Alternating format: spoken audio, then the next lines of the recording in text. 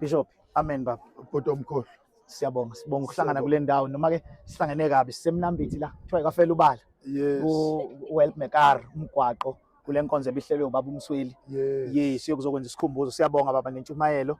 Ubaba ugama ke la kule nkonzo uyena obezosiphathela izwi losuku. Siyabonga kakhulu mholi, kuyisibusiso nje, kuyinjabulo kakhulu mhlambe ke nakumina personal ukuthola ithuba. Kafushane ke nje ngoba isikhathi naso asikho. Ngike ngabona lapha kune poster ekhona etrendayo ukuthi umholi uhlele ini ukuze phela umuntu ayidlulise izwakale. Siyabonga.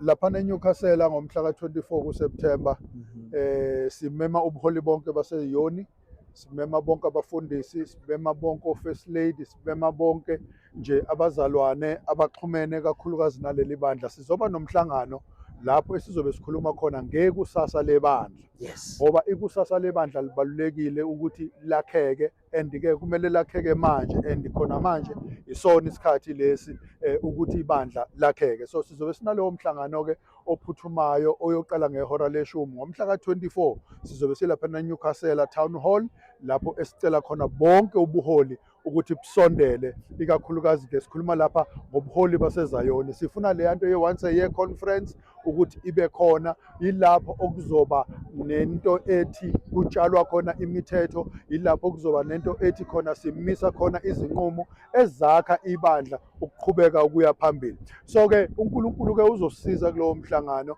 uma sesivumelene lapha, sesiyobuya futhi sibazisa abazalwane ukuthi sihlangana nini, kuphi, kanjani, ngoba lolu luhlelo lukaNkulunkulu oluzokwakha ikusasa lebandla.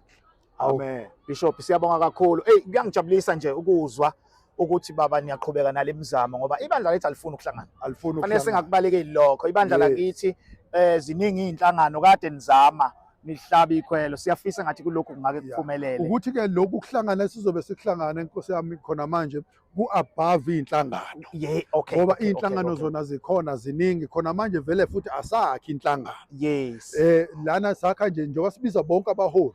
I-structure lesi esizokwengamela ubuyoni bonke. Nanjengoba sibona ama-mainline churches ehlelekile, isikhathi lesi sokuthi nje kuzokwakhiwa ubuyoni bonke ukuthi buhleleke. Hayi uqedile baba. Sifuna nje ukubuthola buhlelekile. Amen.